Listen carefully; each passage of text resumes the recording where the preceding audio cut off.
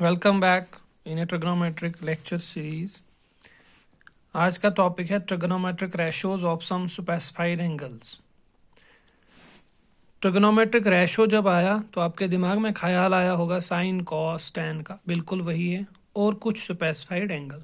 सबसे पहले हम यहाँ पर लिखेंगे हमारे पास क्या क्या है। ट्रिग्नोमेट्रिक रेशो कौन सा है? साइन। ऑर्डर ऐसे ही रखना, साइन के बाद कॉस, कॉस के बाद टैन। फिलहाल यही तीन है ना। चलिए, अब अगर इस साइन का हम रेसिप्रोकल ले लेते हैं तो आपको याद होगा वो बनता है कोसेक। अगर इस कॉस का रेसिप्रोकल ले लेंगे तो वो बनता है सेक। अगर टैन का रेसिप्रोकल लेंगे तो वो बनता है कॉट। अब जो ये रेशो हमने लिखा, ये किस किस एंगल का है? कुछ एंगल्स हमको मालूम होने चाहिए। पहला 0 डिग्री, दूसरा 30 डिग्री, तीसरा 45 डिग्री, चौथा 60 degree and the last one is 90 degree. 0 degree, 30 degree, 45 degree, 60 degree and 90 degree.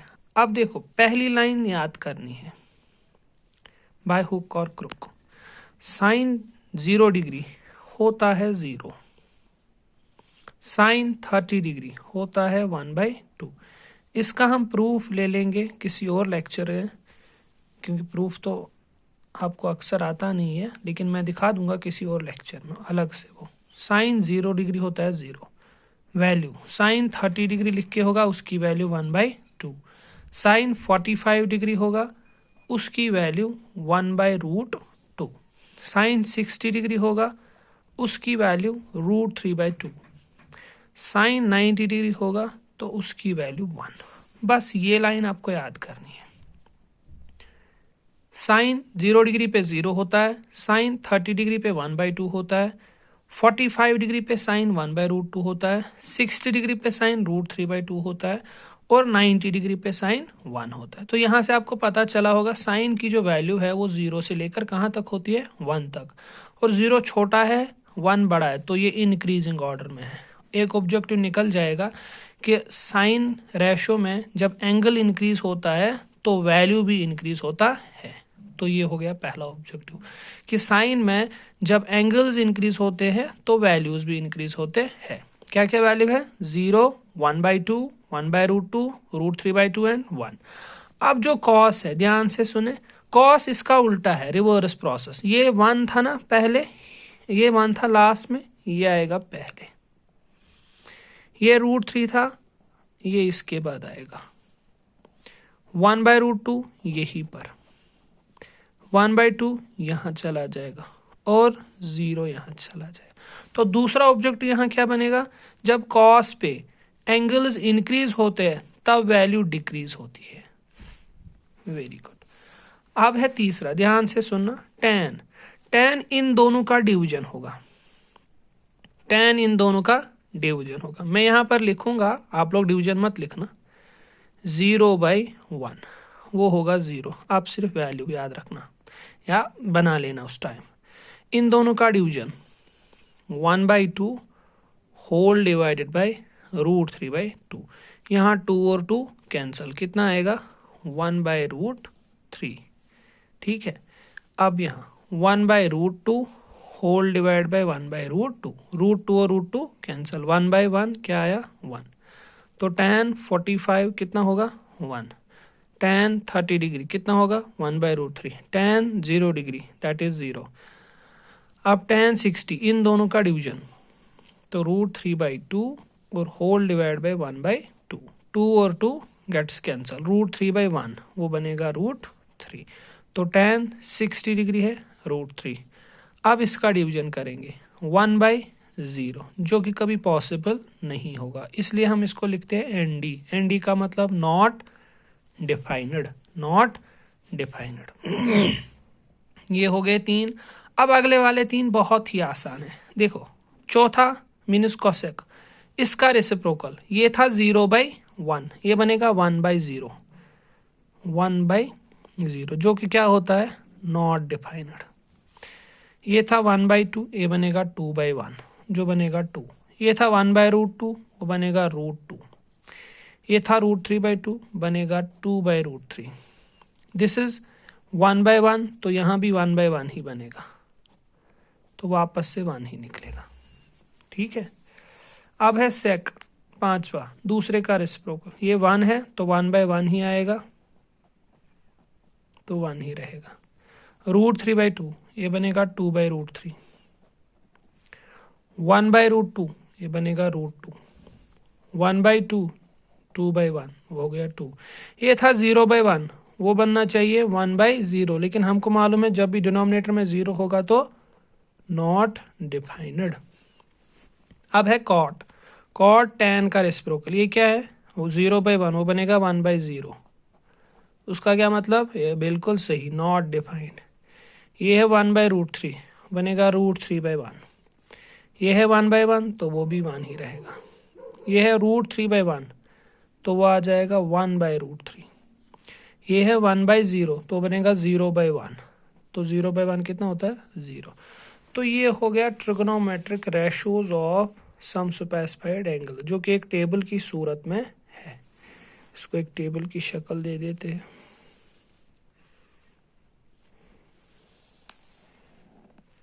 चलिए इस तरीके से बन जाएगा। ठीक है, साइन 0 पे 0, ऐसे ही करके आप एक कर लोगे। अब इसमें हम कुछ क्वेश्चंस कर लेंगे जो कि आपको मदद करेंगे इस टेबल को यूज करने में। चलिए, एक्सरसाइज 8.2 का क्वेश्चन नंबर 1 का पहला पार्ट मैंने लिख लिया। क्या है? Sine 60 degree cos 30 degree plus sine 30 degree and cos 60। ये इनटू है बीच में, चलिए आपके लिए रख लेता हूँ, इनटू है। साइन 60 डिग्री, हम देखेंगे साइन 60 कितना होगा। ये है साइन, ये हो गया 60, कितना है? √3/2। तो इस पूरे साइन 60 डिग्री के बदले हमें क्या लिखना है? √3/2 इंटू, अब क्या है? Cos 30 degree. चलिए, कॉस 30 डिग्री कितना है? √3/2 लिखते हैं, प्लस अब है साइन 30 डिग्री। साइन 30 डिग्री 1/2, तो यहां पर आएगा 1/2 multiplied by cos 60 degree. Cos 60 degree 1/2 है। अब सिंपल है, कर लो मल्टीपल। √3 इंटू √3, जब मल्टीप्लाई होगा तो न्यूमरेटर को न्यूमरेटर के साथ और डिनोमिनेटर को डिनोमिनेटर के साथ। √3 इंटू √3, ये √3 का स्क्वायर। 2 इंटू 2 4, 1 इंटू 1 1, 2 इंटू 2 4, इसका स्क्वायर और रूट कैंसिल, क्या बचेगा? 3/4 प्लस क्या आएगा? 1/4। डिनोमिनेटर दोनों का सेम है तो 4, ऊपर होगा 3 + 1 विल बी 4/4, कैंसिल हो जाएंगे तो 1/1, तो आंसर आएगा 1। तो ऐसे होगा ये पहला पार्ट, और कैसे हम trigonometric ratios on some specified angle use करते हैं। अब देखिए क्वेश्चन नंबर 1 का ही दूसरा पार्ट। क्या लिखे? 2 tan square 45 plus cos square 30 minus sine square 60। ये जो 2 है इसको ऐसे ही रखना है। tan 45 की वैल्यू लेनी है, सिर्फ tan 40, ये स्क्वायर फिलहाल आप रखो ऐसे ही। tan 45 ढूंढो। tan 45 कितना होता है? 1। तो यहां पर मैं क्या लिखूं? 1। अब इस 1 का ये स्क्वायर लगेगा। बात समझ आई? पहले ये ढूंढना है एंगल, फिर उसका स्क्वायर, जो वैल्यू निकलेगा उसका स्क्वायर। अब यहां पर क्या ढूंढेंगे जरा सोचो। हाँ बिल्कुल, cos 30 ढूंढेंगे, उसी का स्क्वायर करेंगे। cos 30 डिग्री कितना है? √3/2। तो √3/2 का हम कर लेंगे स्क्वायर, माइनस अब क्या है? साइन 60। तो साइन 60 भी कितना है? √3/2। √3/2 इसका भी है स्क्वायर। बात समझ आई कैसे ढूंढते हैं स्क्वायर का? तो नीचे वाला एंगल जो होगा वो ढूंढना है स्क्वायर के बगैर। फिर स्क्वायर किसको लगेगा? जो इसका वैल्यू आएगा। चलिए 2 1 स्क्वायर होता है 1। देखिए यही इसको मैं यहीं पर कैंसिल करूंगा। ये है प्लस √3/2 होल स्क्वायर, ये है माइनस √3/2 होल स्क्वायर, ये माइनस प्लस के साथ कैंसिल, बचा क्या 2 × 1, वो क्या हो गया 2। ये हो गया हमारा answer, part number 2, question number 1। अब है बहुत इंपॉर्टेंट पार्ट नंबर 3। देखिए क्या है, cos 45 divide by sec 30 plus cosec 30। तो वैल्यू ढूंढते हैं cos 45 की वैल्यू कितनी आ गई 1/√2। लिख लेते हैं, होल डिवाइडेड बाय किसकी ढूंढनी है sec 30 की वैल्यू ढूंढनी है। ये हो गया sec और ये हो गया 30, इसकी वैल्यू कितनी आती है 2/√3। तो यहां पर मैं लिखूंगा 2/√3 प्लस, अब क्या है cosec 30। चलिए ये हो गया cosec, ये हो गया 30, कितना है 2 cosec 30, तो cosec 30 आएगा 2। अब ध्यान से सुनना, बहुत ही अच्छा क्वेश्चन है। 1/√2 बिल्कुल ऐसे ही, इसका डिनोमिनेटर है √3, इसका नहीं है, तो इसके साथ मल्टीप्लाई करेंगे, ये 2 रहेगा ऐसे ही, प्लस 2√3, दोनों का अब डिवाइड आएगा √3। ठीक है, अब पूरा 1/√2 लिख लिया, ये वाला 1/√2। ये जो डिवाइड है इसको चेंज करेंगे इनटू में, तब ये ऊपर जाएगा और ये नीचे आ जाएगा, रेसिप्रोकल जिसको हम कहते हैं। अब बीच में इनटू है तो न्यूमरेटर को न्यूमरेटर के साथ, √3 × 1 √3 होता है, 2 × √2 2√2 बनेगा, क्योंकि जो रूट में होगा और रूट के बगैर होगा उनको कभी आपस में इंटू नहीं होगा, वो वैसे ही रहेंगे। बीच में प्लस, रूट के बगैर ये है तो ये ऐसे ही रहेगा, लेकिन ये दोनों रूट में है तो इनका मल्टीपल होगा इनका रूट 1 आएगा, रूट के अंदर जो है उनको मल्टीपल करो, 2 × 3 कितना हो गया 6। ठीक है, अब ध्यान से मेरी बात सुनो, √3 ऐसे ही रखेंगे, दोनों में कॉमन क्या है 2, बिल्कुल उसको मैं कॉमन ले लेता हूं। इसके पास क्या बचेगा √2, इसके पास क्या बचेगा √6, दोनों पॉजिटिव है, तो कॉम्यूटेटिव लॉ के हिसाब से मैं पहले √6 को लिखूंगा, उसके बाद √2 को लिखूंगा, इसमें कोई फर्क नहीं पड़ेगा। अब आगे ऊपर वाला √3 ऐसे ही, ये 2 भी ऐसे ही, √6 प्लस √2 को रैशनलाइज करेंगे, इस वाले पार्ट को रैशनलाइज मतलब अगर 2 होंगे उन्हीं 2 को मल्टीपल करना है, उन्हीं 2 को डिवाइड करना है, लेकिन जो उनके बीच में साइन होगी वो चेंज होती है। अगर ये पॉजिटिव है तो ये नेगेटिव बनेगी, अगर ये नेगेटिव होती तो पॉजिटिव, क्योंकि 2 टर्म्स है। अगर ये खाली √6 ही होता तब √6 × √6, तब कोई नेगेटिव पॉजिटिव का झंझट नहीं था। बात समझ आई? ठीक है। अब बीच में इंटू है तो न्यूमरेटर को न्यूमरेटर के साथ, √3 × √6, रूट वाले दोनों है तो एक ही रूट, इनका मल्टीपल होगा, 3 × 6 18 माइनस √3 × √2 √6 होल डिवाइड, देखो ये 2 रहेगा ऐसे ही। अब अगर फॉर्मूला आपको याद होगी तो इसमें फॉर्मूला लगेगी, a + b × a - b, वो होता है a² - b²। अगर किसी को याद नहीं है तो a² - b² की फॉर्मूला होती है a + b × a - b, तो ये मैंने यहाँ पर यूज करी। अब देखिए ये है √18, √18 किसी का परफेक्ट स्क्वायर नहीं है, तो हम इस √18 को √9 × √2 लिख सकते हैं, क्योंकि 9 × 2 कितना हो गया 18। अब ऐसा क्यों किया, क्योंकि 9 परफेक्ट स्क्वायर है, इसीलिए 6 तोड़ता 3 × 2 में, ना 3 है परफेक्ट स्क्वायर ना 2 है परफेक्ट स्क्वायर, तो फायदा क्या है तोड़ने में, रहने दो ऐसे ही। चलिए देखो यहाँ स्क्वायर और रूट कैंसल, स्क्वायर और रूट कैंसल, क्या बचा, इसका 6 बीच में माइनस और इसका 2। चलिए √9 कितना होता है 3, साथ में क्या है √2 माइनस √6, 2 ऐसे ही 6 - 2 4, 2 × 4 8। तो फाइनली जो आंसर आएगा 3√2 माइनस √6 अपॉन 8, क्योंकि नीचे हमारा रूट कैंसिल होगा। अब इससे आगे कुछ होगा नहीं।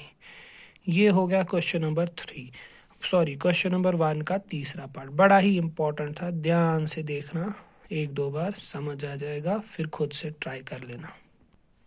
चलिए पार्ट नंबर 4। क्वेश्चन मैंने लिखा है sin 30 degree plus tan 45 minus cosec 60 degree upon sec 30 plus cosec 60 plus cot 45। चलिए इनकी वैल्यू लिखते। sin 30 होता है, अब मैं खुद ही लिख रहा हूँ, आप लोग देख लीजिएगा टेबल से, 1/2।